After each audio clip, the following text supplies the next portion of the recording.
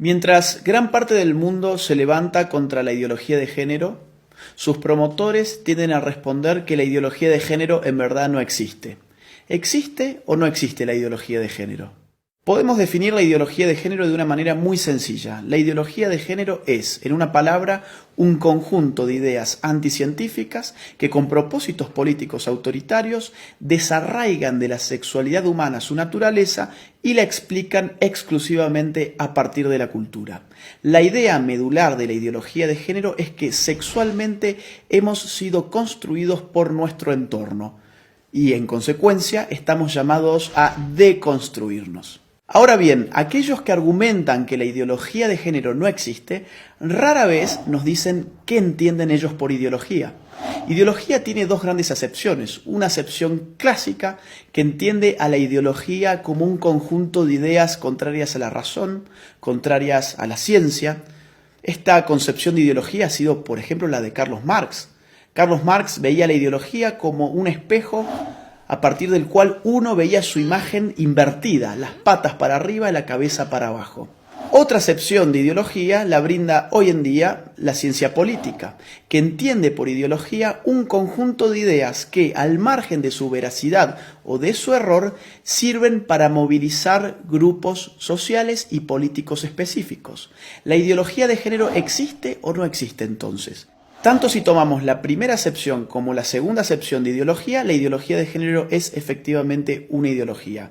No solamente porque se opone a la ciencia biológica, a la anatomía, a la fisiología, a la psicobiología, a la genética, a la embriología, a las neurociencias, sino porque además ese conjunto de ideas mistificadoras y falsas sirven para catalizar la movilización política de dos grupos específicos, las feministas más radicales por un lado y los movimientos LGBT por el otro.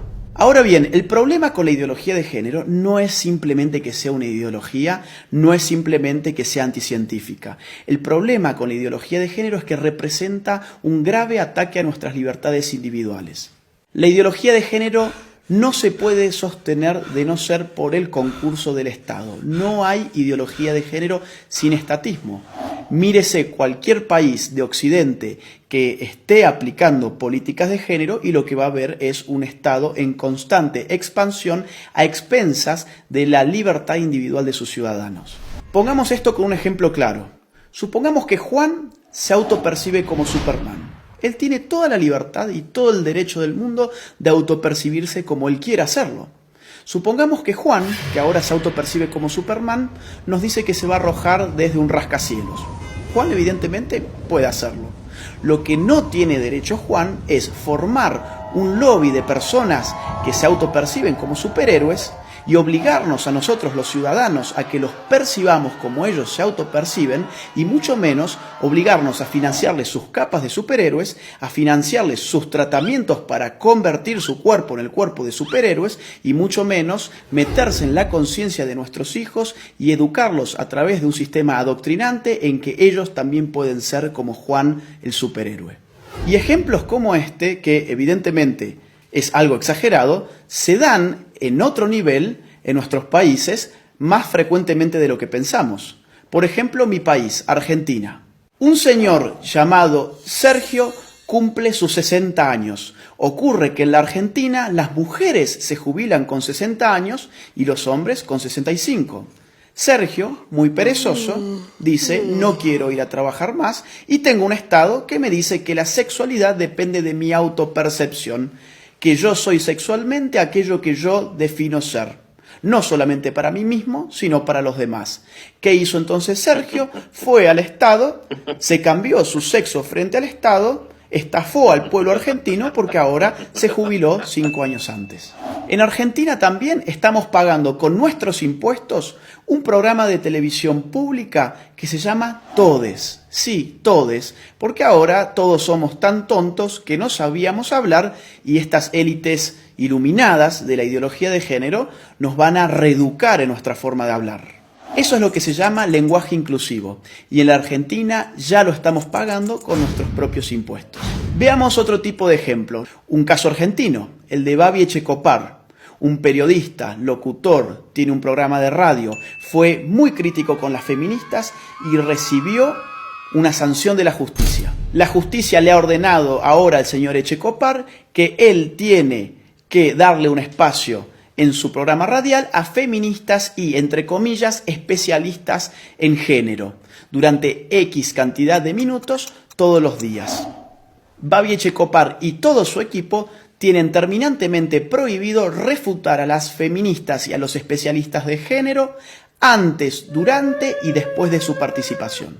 En Europa, por supuesto, esto adquiere ribetes más radicales. Veamos el caso de Suecia. El partido de izquierda recientemente propuso una ley para obligar a los hombres a orinar sentados en los baños públicos. Consideremos también el caso de Hazte Oír, la ONG española que en marzo del 2017 lanzó a las calles un autobús anaranjado que decía: los niños tienen pene, las niñas tienen vulva, que no te engañen.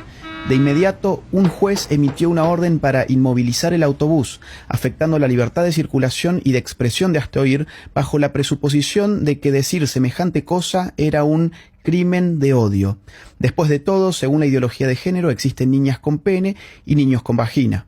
En febrero de 2019, el gobierno socialista español terminó retirándole a Hazte Oír su utilidad pública precisamente por criticar el dogma de género. Mientras tanto, en el País Vasco se ha pedido la prohibición del fútbol como deporte en los colegios porque se dice que territorializa con criterios de género el espacio recreativo. ¿Tanto se mete el Estado en tu vida bajo la hegemonía de la ideología de género que, por ejemplo, tomemos el caso canadiense? Allí, un proyecto de ley pretende penalizar a aquellos que utilicen pronombres de género equivocados. ¿Y esto qué significa?